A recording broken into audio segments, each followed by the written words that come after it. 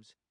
He had holed up in a derelict chicken coop and played his battered guitar in the all-around silence of deepest winter. He sang in an eerie falsetto, and sometimes around the campfire would make you weep in the unreliable shadows thrown by those orange-yellow flames and white-black smoke. He was the best among us.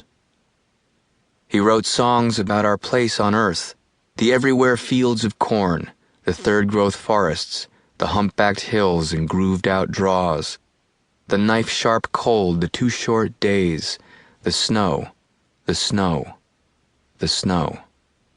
His songs were our anthems. They were our bullhorns and microphones and jukebox poems. We adored him. Our wives adored him. We knew all the words to the songs, and sometimes we were in the songs.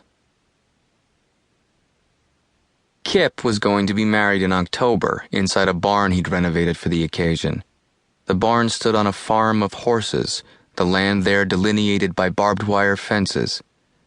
The barn was adjacent to a small country cemetery where it was entirely possible to count every lichen-encrusted tombstone and know how many departed were lying in repose under that thick sod. A census, so to speak. Everyone was invited to the wedding. Lee had even cut short the leg of an Australian tour in order to attend. But to all of us, Kip and Lee seemed the least close among our friends. Kip, as far as I knew, didn't even own any of Lee's albums. And whenever we saw Kip driving around town, it was inevitably with a Bluetooth lodged in his ear, his mouth working as if he were still out on the floor of the mercantile exchange. Kip had just returned to Wisconsin after about 9 years of trading commodities in Chicago. It was as if the world had just gotten small again. For years, decades, our whole lives really, we'd listen to the farm reports in our trucks on the AM radio.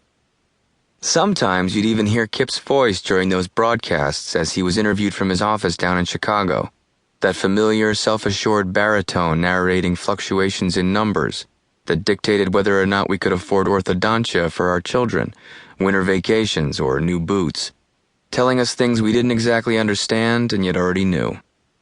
Our own futures were sewn into those reports of milk and corn prices, wheat and soy, hog bellies and cattle.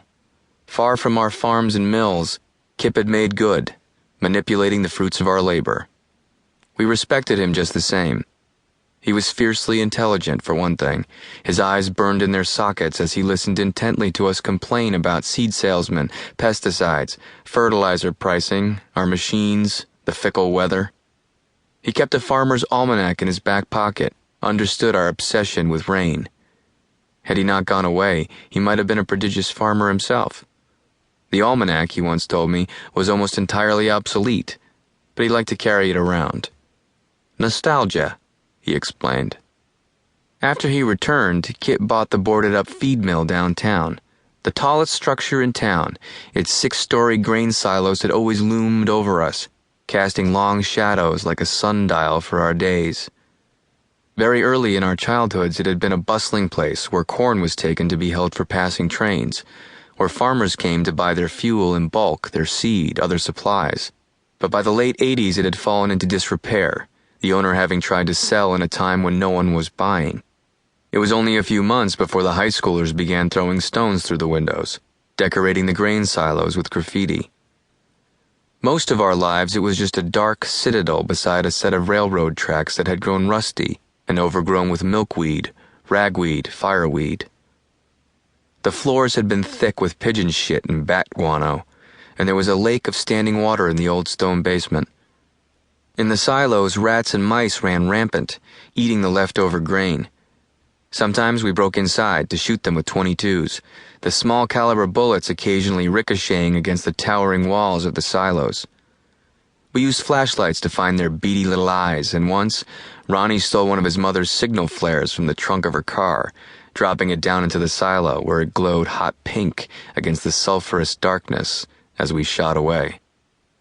Within 10 months, Kip had restored most of the mill. He paid local craftsmen to do the work, overseeing every detail.